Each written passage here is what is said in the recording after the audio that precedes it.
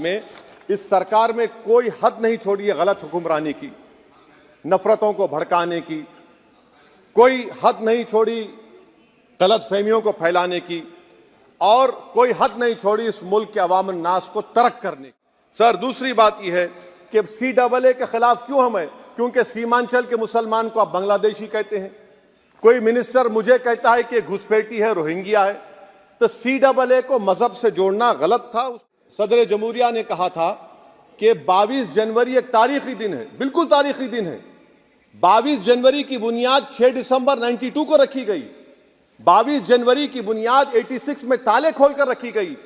22 जनवरी की बुनियाद GB पंत ने रखी थी, इसीलिए तारीखी दिन है।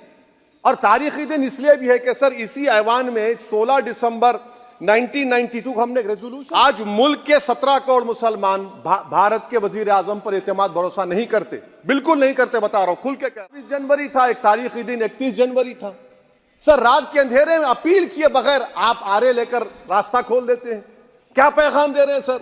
600 साल की मेहरौली की मस्जिद को बगैर को नोटिस दिए आपने डिमोलिश कर दिया। इस देश मैं जिम्मेदारी गांधी अंबेडकर के देश को हस्बे आदत और हस्बे रिवायत उसकी मुखालिफत में खड़ा हूं।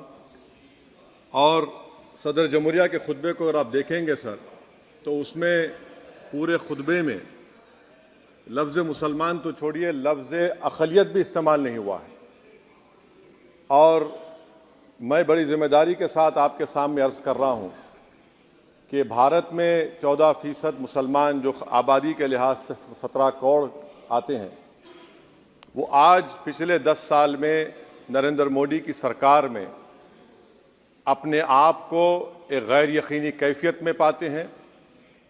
अपने सोचते हैं कि हमारी शनाख्त को ख़तरा है, हमारे वजूद को ख़तरा है।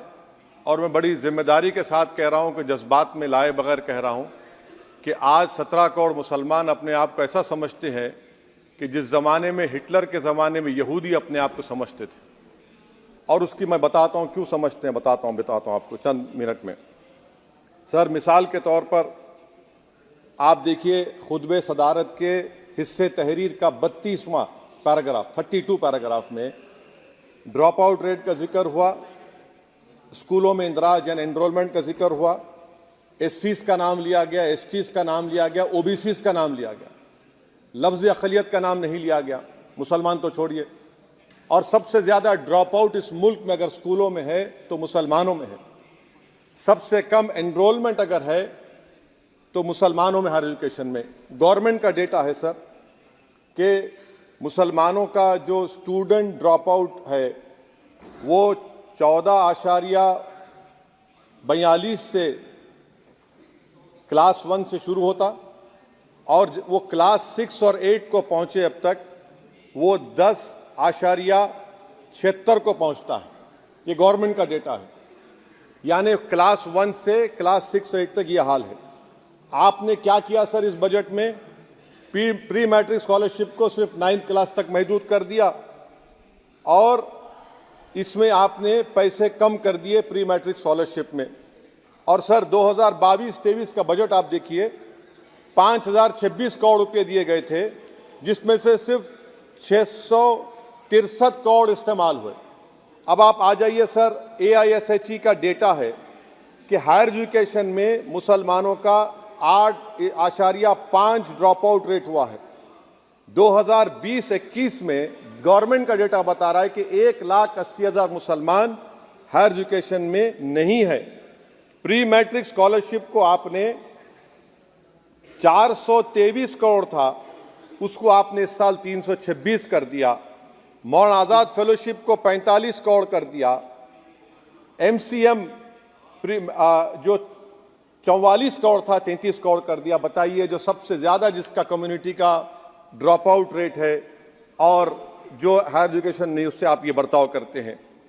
सर दूसरी बात यह है कि हम ये देख रहे हैं कि 10 साल में इस सरकार में कोई हद नहीं छोड़ी है गलत हुक्मरानी की, नफरतों को भड़काने की, कोई हद नहीं छोड़ी गलत फहमियों को फैलाने की, और कोई हद नहीं छोड़ी इस मुल्क के अवाम नास को तर्क करने की।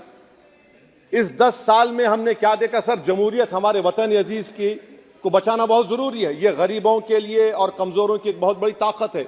मगर 10 साल में, 9.5 साल में क्या हुआ?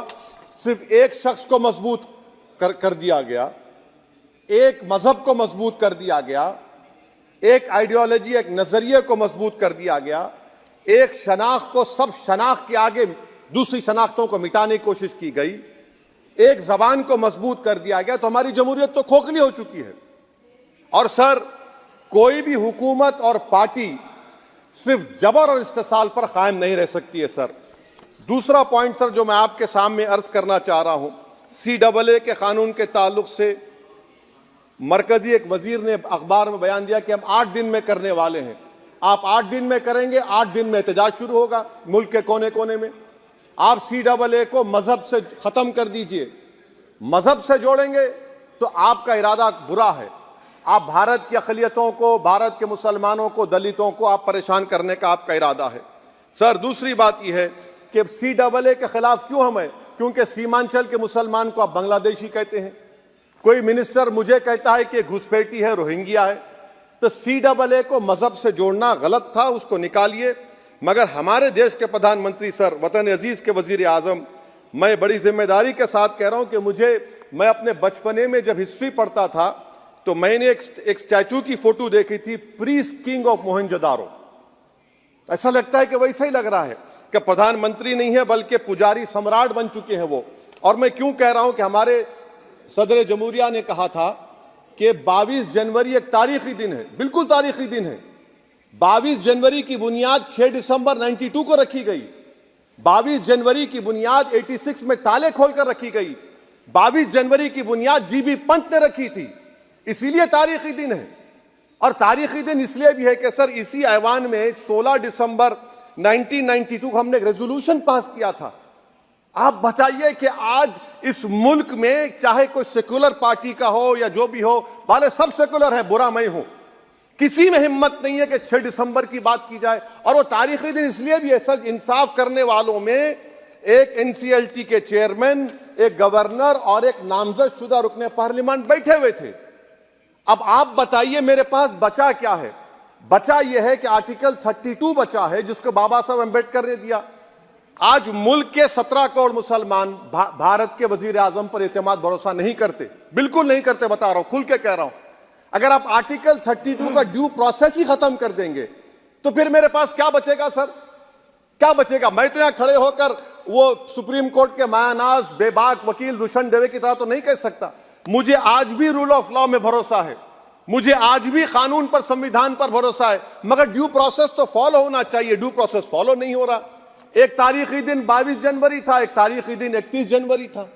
सर, रात के अंधेरे में अपील किए बगैर आप आरे लेकर रास्ता खोल देते हैं। क्या पैगाम दे रहे हैं सर? 600 साल की मेहरौली की मस्जिद को बगैर को नोटिस दिए आपने डिमोलिश कर दिया। मैं जिम्मेदारी के साथ कह रहा हूं कि भारत के प्रधानमंत्री और उनकी सरकार भारत के मुसलमानों से उनकी शनाख्त को छीनना चाहते हैं। ख्वाजा अजमेरी के आस्थाने पर चादर बिछाइए, मगर आप जो चादर मुझसे छीनना चाह रहे हैं, मेरी मस्जिद है, आप हर मस्जिद को छीनना चाहते हैं। आप बताइए 17 करोड़ मुसलमानों को क्या पैगाम दे रहे हैं आप कि आप हर मस्जिद को छीन लेंगे मुझसे? फिर मेरा वजूद किस माने रखता है? मेरा शनाख्त क्या माने रखता है? रूल ऑफ लॉ क्या माने? अच्छा, 1991 के प्लेसेस ऑफ वर्शिप एक्ट पर क्यों नहीं बोलते आप लोग? आप उस पर कायम है ही नहीं है।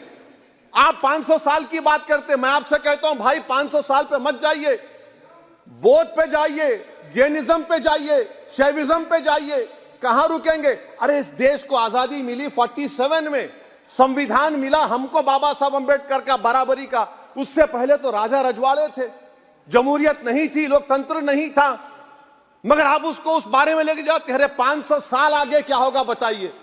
आप किसी एक सिविलाइजेशन, सर ऐसा अंग्रेजी में किसी ने कहा था, civilisation can not be rewritten by hatred, history can not be corrected by demolition. आप ये नहीं कर सकते।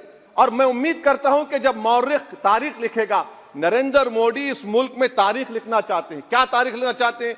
कि मैंने इस देश को, गांधी अंबेडकर के देश को मैंने हिंदू राष्ट्र बना दिया।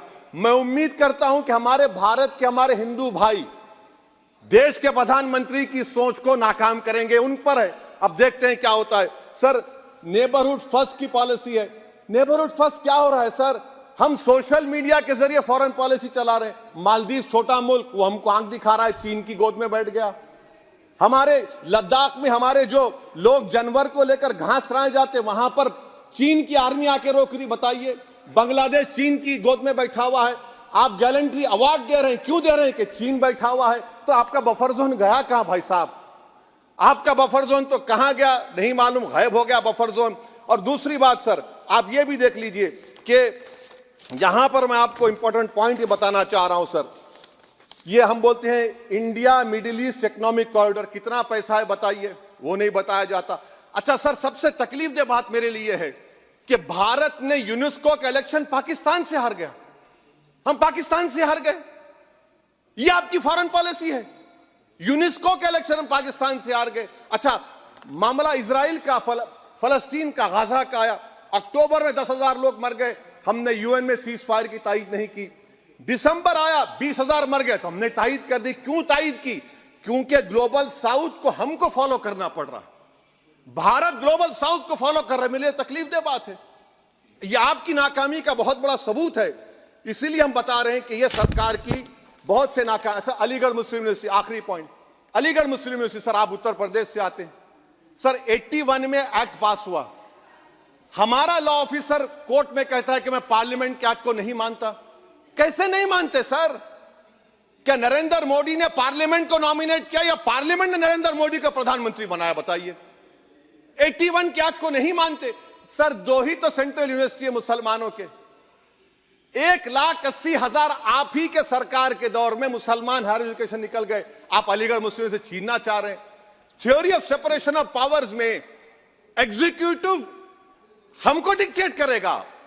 मेरी आवाज तो पार्लियामेंट है, अब मेरी आवाज के खिलाफ एग्जीक्यूटिव सुप्रीम कोर्ट में बोलता है। अलीगढ़ मुस्लिम यूनिवर्सिटी से इतनी नफरत क्यों है आपको? वहां पर तो हिंदू भाई भी पढ़ते हैं। सर, ये अलीगढ़ मुस्लिम यूनिवर्सिटी का मामला है सर। तो मैं आपसे इस बात पर, इस शेर पर अपनी बात को खत्म कर रहा हूं सर। आप भी उर्दू दां हैं जी।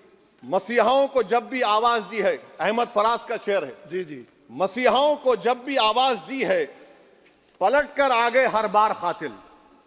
मसीहाओं को जब भी आवाज दी है, पलट कर आ गए हर बार कातिल। वहां क्या दाद खाही क्या गवाही, वहां क्या दाद खाही क्या गवाही, जहां हो मुंसिफों के यार कातिल। सर, मैं फिर से हुकूमत से मुतालबा करता हूं कि अल्पसंख्यक समाज के बजट के स्कॉलरशिप को आप डिमांड ड्रिवन करिए। भारत के प्रधानमंत्री, प्रधान सेवक रहिए। आप कोई प्रीस किंग मत बन जाइए। आप जीतेंगे, कौन जीतेंगे देश तय करेगा। मगर याद रखिए, 17 करोड़ मुसलमान आज गम और गुस्से में हैं और इस बात को महसूस कर रहे हैं, इस बात को महसूस कर रहे हैं कि प्रधानमंत्री को हम नोट नहीं दिए मगर हमारा प्रधानमंत्री है। आखिर ये प्रधानमंत्री 17 करोड़ मुसलमानों की उनकी शनाख्त को कैसे मिटा रहे हैं, कैसे उनको आप मार्जिनलाइज कर रहे हैं। इसीलिए सर, मैं उम्मीद करता हूं कि हमारे सेकुलरिज्म जो है, वो मैं पॉलिटिकल सेकुलरिज्म कभी नहीं माना। जो सेकुलरिज्म संविधान में लिखा गया उसकी हिफाजत करेंगे। मुल्क अहम है, वरना याद रखिए, आप चुनाव जीते हारे, मगर अगर आप 17 करोड़ एक जनता को आप गैर यकीनी कैफियत पैदा कर देंगे, ये देश के हित में नहीं होगा। बल्कि हम तो उम्मीद कर रहे हैं कि ड्यू प्रोसेस अदालत फॉलो करेगी। अदालत अगर एक तरफा फैसले करेगी तो गलत होगा। सर, बहुत बहुत शुक्रिया। श्री रामचरण वोरा जी।